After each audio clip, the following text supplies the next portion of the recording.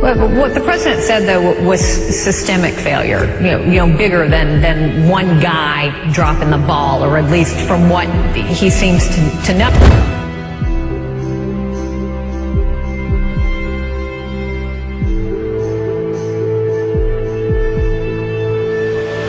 And new concerns tonight about a popular procedure, the CT scan. The test uses radiation to see inside our bodies, and its use has grown dramatically.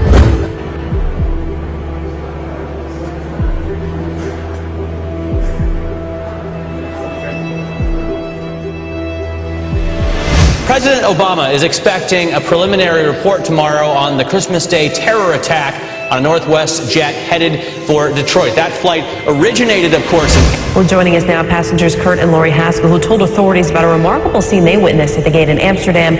Also with us tonight is Rochelle Keatman, who was on board that flight.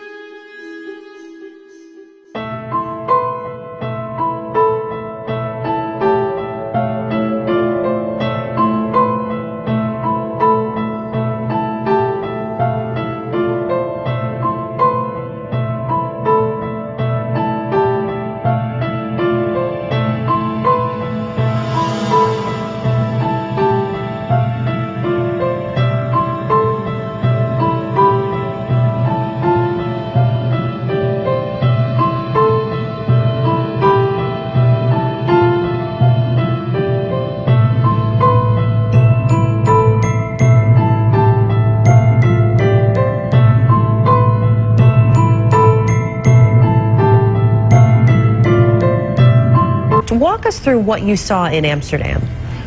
Sure. Lori and I were sitting near the boarding gate, sitting on the floor. There weren't any seats to sit in. And I saw two men, and they caught my eye because they seemed to be an odd pair.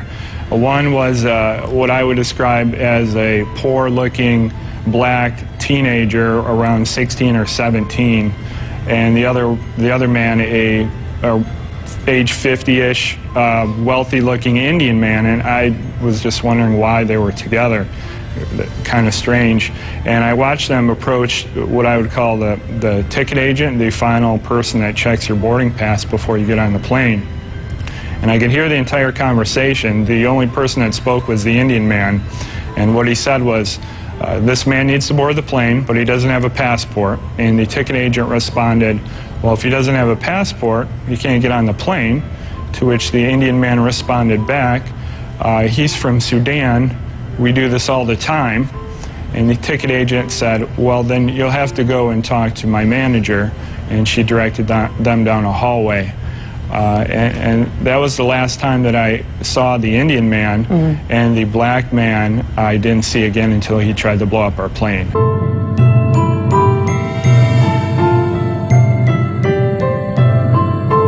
When we talk about screenings at the airport and other protective mechanisms along the way, what should we be doing that clearly we're not? Well, Campbell, the strategy recognizes that there's always going to be human error in any system. You can't count on perfection.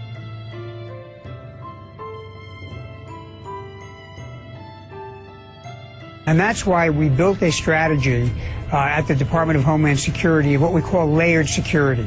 A number of different layers so that even if one fails, another one gets picked up. It's complicated here, of course, because the actual screening took place overseas, where the U.S. ability to control what goes on is obviously not the same as it is here.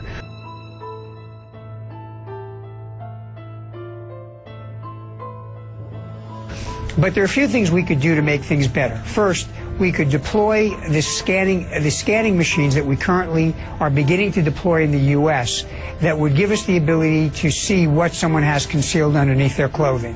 That has been vigorously opposed by the ACLU and privacy advocates. The House of Representatives voted to prevent us from using it. But I think now there's been a very vivid lesson in the value of that machinery. Okay, can I stop you there for a second? I know you've been an advocate of this technology for a long time. Correct. But just in the interest of full disclosure, I also want to point out in your current role as a security consultant, you are representing some of the companies who manufacture that technology, correct? Absolutely correct, yeah. Okay.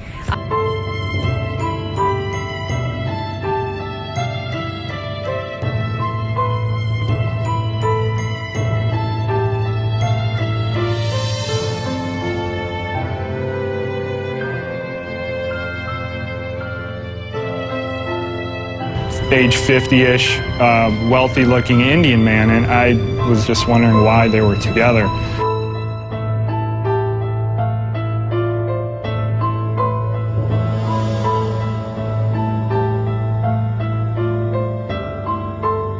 And as you can imagine, as a result of that, makers of security devices and biometric technologies soared today in global trading. Here you can see ICTS Technologies up 35%, L3 Communications up 1.5%, and OSI Systems rising as well. Here 10%, all rising as the push for full-body scanners at airports continues to gain momentum.